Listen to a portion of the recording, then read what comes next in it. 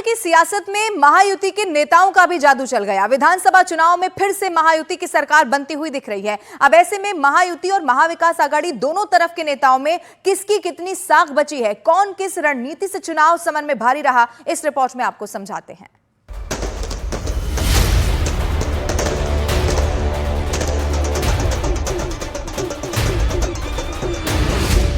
महाराष्ट्र की सियासत इन 6 चेहरों के इर्द गिर्द है। महायुति में 3 बड़े चेहरे रहे जिनके कंधे पर सियासी समर की जिम्मेदारी रही। ठीक उसी तरह महाविकास आघाड़ी में भी 3 चेहरे ऐसे रहे जिन पर उनके वोटरों का विश्वास रहा।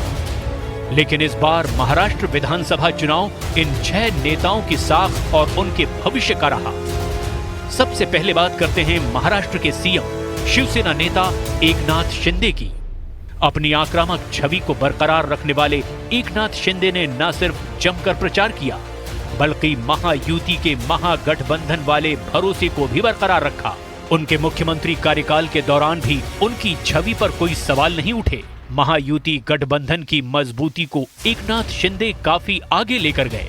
उनके समर्थक तो यही चाहते हैं कि एकनाथ शिंदे ही अगले मुख्यमंत्री बने, क्योंकि उनके नेतृत्व में ही महाराष्ट्र विधानसभा चुनाव लड़ा गया और पिछले 2.5 साल में एकनाथ शिंदे ने सभी को साथ लेकर महाराष्ट्र की जनता के लिए बहुत अच्छा काम किया है।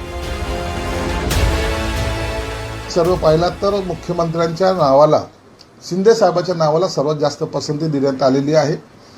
म्हणून आमच्या पक्षाची भूमिका लेवलला कुणी जाणार नाही। मला वाटतं सामंजस्याने आणि एक आत्मविश्वासाने ह्या सर्व निर्णय घेतले जातील आणि त्यात मुख्यमंत्री एकनाथ शिंदे साहेब असावेत, हा जो आमचा आग्रह आहे त्याला कदाचित मान्यता सुद्धा मिळेल। महाराष्ट्र की सियासत में इस समय कोई अगर सबसे दमदार चेहरा है तो वो है देवेंद्र फडणवीस का। ऐसा इसीलिए क्योंकि चुनाव के ठीक बाद उनकी मुलाकात आरएसएस प्रमुख मोहन भागवत से हुई और उस मुलाकात के बाद ये माना जाने लगा कि महाराष्ट्र में बीजेपी का सीएम बनेगा तो देवेंद्र फडणवीस ही सीएम होंगे।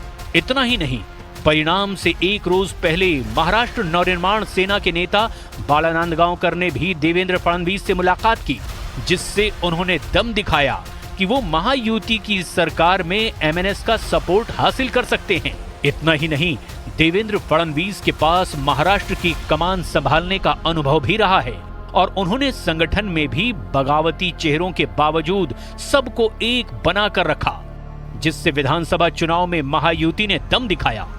ऐसे में सीएम पद की रेस में वो नंबर 1 पर दिखाई दे रहे हैं। यहां तक कि बीजेपी के प्रवीण दरेकर ने भी कह दिया कि सरकार बनने पर मुख्यमंत्री देवेंद्र फडणवीस होंगे। इस बार महाराष्ट्र के चुनाव में तीसरा बड़ा चेहरा रहे अजीत पवार। सधे कदमों से सियासी चाल चलते दिखाई दिए। चुनाव के दौरान अपनी आक्रामक छवि को कायम किया और शांत होकर चुनाव में आगे बढ़े।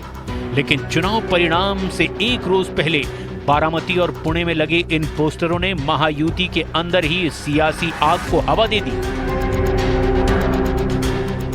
ये बात सच है कि राष्ट्रवादी कांग्रेस पार्टी के कार्यकर्ता और राष्ट्रवादी कांग्रेस पार्टी के नेता और बारामती के मतदाता सभी ये चाहते हैं कि आदरणीय अजीत दादा पवार अगर मुख्यमंत्री के रूप में प्रदेश की सेवा करें तो हम लोग महाराष्ट्र को और बेहतर तरीके से एक उसको समृद्ध कर पाएंगे और उसको एक नई ऊंचाई दे पाएंगे।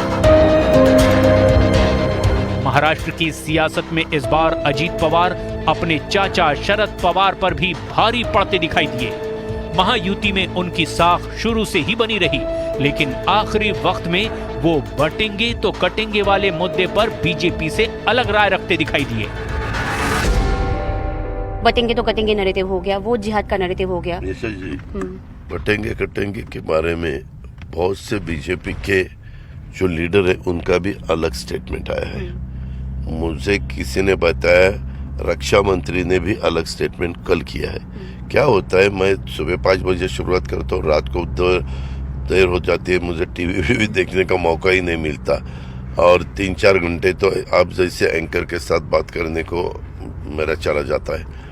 मेरा उसके बारे में इतना ही कहना है, खाली मेरा नहीं, उनके पार्टी के लोग भी बोल रहे हैं, लीडर भी बोल रहे हैं, अब मुझे किसी ने बताया नितिन गडकरी साहब का भी स्टेटमेंट आया है, कोई बोलते हैं कि पंकजा मुंडे जी का भी स्टेटमेंट आया है, अशोक चौहान जी अभी बीजेपी के साथ है, उनका भी स्टेटमेंट आया, ऐसे बहुत लोगों का स्टेटमेंट आया। महाराष्ट्र की सियासत में उद्धव ठाकरे सबसे मजबूत चेहरा हैं। ऐसा इसीलिए क्योंकि पिछली सरकार में वो महाविकास आघाड़ी सरकार में सीएम रहे। और इतना ही नहीं, बीते लोकसभा चुनाव में उन्होंने शिवसेना शिंदे गुट को पटखनी भी दी थी। और उसी चुनाव परिणाम का नतीजा था कि इस बार विधानसभा चुनाव में उद्धव ठाकरे फुल कॉन्फिडेंस के साथ मैदान में उतरे थे। हर रैली, हर रोड शो में उनका आत्मविश्वास दिखाई दिया। हालांकि चुनाव की तारीखों के ऐलान के बाद से ही वो अपनी पार्टी में लगातार बागियों से भी लड़ते रहे, या यूं कहें कि वो बगावत को फिर एक बार नहीं रोक पाए।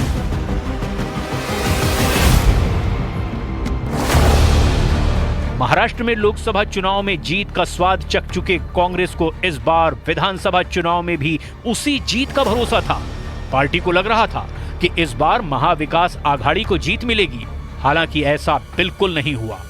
महाराष्ट्र कांग्रेस अध्यक्ष नाना पटोले अपने बयानों से विवाद में भी रहे, लेकिन चर्चा में रहने के बावजूद वो कांग्रेस के उस दम को कायम नहीं रख पाए जो लोकसभा चुनाव के दौरान दिखाई दिया। महाराष्ट्र की सियासत में कभी सबसे कद्दावर नेता रहे शरद पवार इस बार नेपथ्य में चले गए। चुनाव न लड़ने का ऐलान करके उन्होंने पहले ही खुद को बैकफुट पर रखा। इस बार उनका मकसद सिर्फ यही दिखाई दिया कि कैसे अपने भतीजे अजीत पवार को रोका जाए और एनसीपी को फिर से जिंदा किया जाए, क्योंकि बीते लोकसभा चुनाव में वो भतीजे पर भारी पड़े थे।